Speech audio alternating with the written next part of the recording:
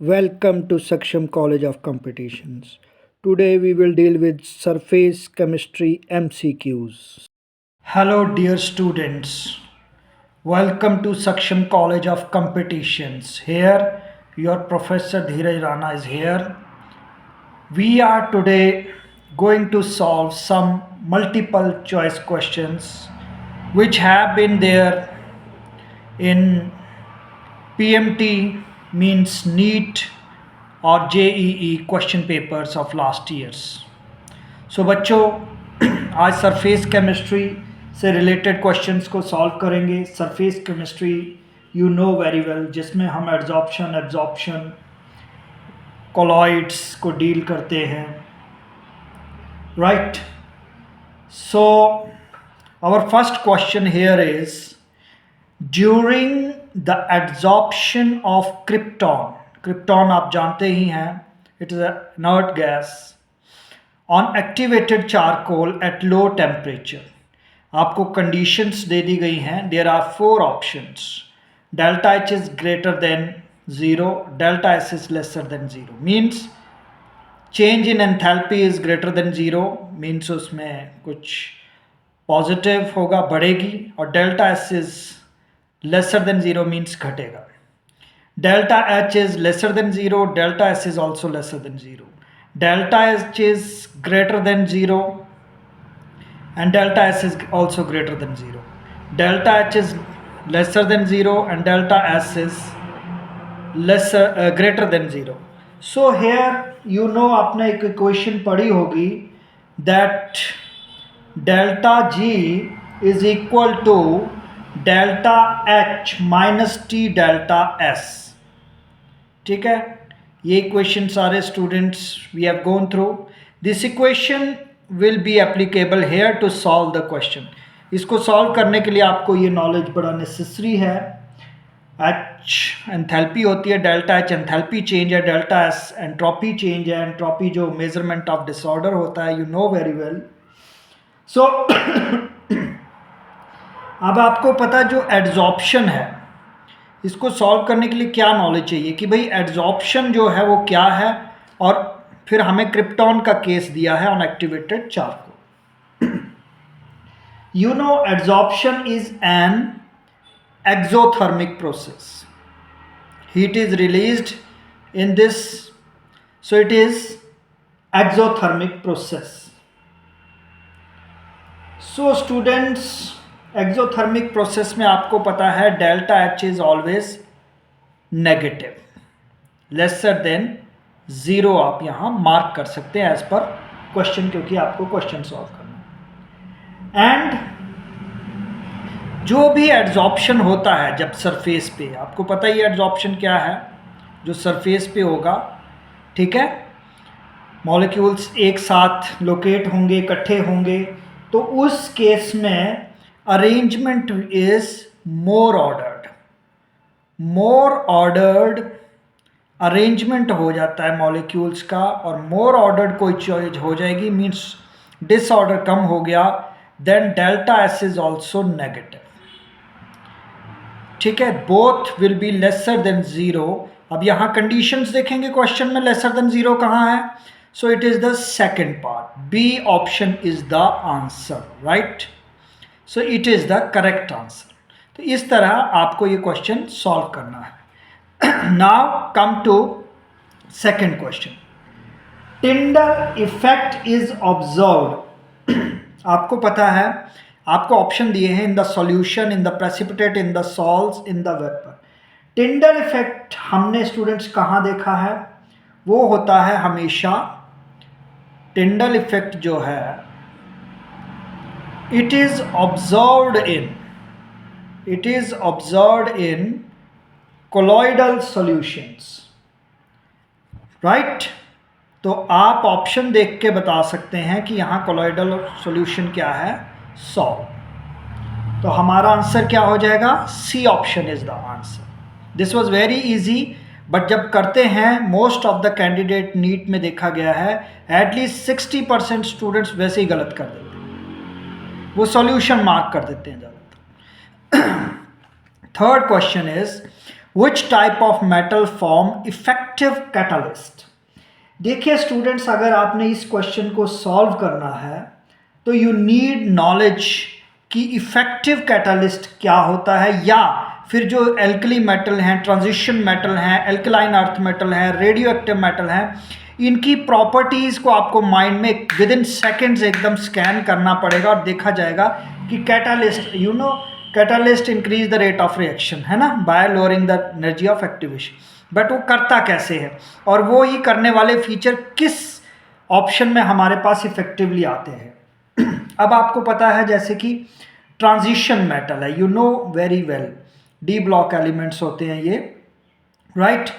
तो जो transition metals हैं इनकी एक तो वेरिएबल एनर्जी होती है, वेरिएबल वैलेंसी होती है। ड्यू टू वेरिएबल वैलेंसी ये क्या करते हैं, they are able to form unstable intermediate compounds. They are unable to form they are able to form sorry they are able to form लगेगा यहाँ, unstable intermediate compounds very readily। अगर ये ऐसा कर सकते हैं तो ये पहला फीचर है, क्योंकि ये बना रहे हैं, इट मीन्स ये कैटालाइज कर रहे हैं रिएक्शन को। Okay, moreover they provide a large surface area for reactant to be absorbed. तो इट मीन्स रिएक्शन हो रहा है, रिएक्टेंट पे एक्ट कर रहे हैं, इट मीन्स वो कैटालाइज कर रहे हैं अल्टीमेटली रिएक्शन को फास्ट। सो ये दो प्रॉपर्टीज ऐसी हैं जिनकी वजह से, और ये एल्कली मेटल या एल्कलाइन अर्थ या रेडियो एक्टिव में ये प्रॉपर्टीज नहीं है, ठीक है। Due to these both properties transition metals form effective catalysts, उनका ये रोल बहुत ही खास हो जाता है। So our answer is B option. Now students come to our second part, that is second page, question number 4। Here you have a reaction. Following reaction is catalyzed by bromine ion. We are negative in aqueous form. H2O2 gives H2O plus O2. Hydrogen peroxide gives liquid, means water, and oxygen as a gas. This is an example of, and your options are homogeneous catalysis, heterogeneous catalysis, autocatalysis, enzyme catalysis. So students, आप एकदम इसमें confuse ना हो, these are types of catalytic reactions, whether it is homogeneous और heterogeneous और auto और enzymatic. So what you would do here is, you should know here, okay. आपको कहां से कंक्लूड करना है आंसर को, आपको पहले फेसेस देखने हैं। ब्रोमीन में क्या है, bromine is a catalyst, so catalyst and reactant is what, reactant is hydrogen peroxide. Though catalyst and reactant both are in same phase, अगर same phase है we can say they are homogeneous, they are homogeneous. So this is a type of homogeneous catalysis, means option A will be the answer. So it is very easy, आपको कुछ नहीं करना था इसमें, सिर्फ faces को check करना था बस। Now we have fifth question, that is 4 different colloids have the following gold number. Which one has its most effective action? ये आपको गोल्ड नंबर दिए हैं, उनकी वैल्यू है 10, 30, 20, 40, चारों ऑप्शन, एंड आपको बताना है which has its most effective action. So students, आपको एक बात याद रखनी है, क्या गोल्ड नंबर क्या होता है और गोल्ड नंबर का रिलेशन क्या है उसकी इफेक्टिव एक्शन के में, उसका क्या रिलेशन है आपस में, कि गोल्ड नंबर ज़्यादा होगा तो एक्शन फास्ट होगा, इफेक्टिव होगा, पावरफुल होगा, या कम होगा तब होगा। You should no this. So first इसके लिए आप क्या करेंगे, आपको पता होना चाहिए कि गोल्ड नंबर है क्या चीज़। देखिए जो स्टूडेंट्स गोल्ड नंबर है, it is what, gold number जो है हमें बताता है, tells about protective powers of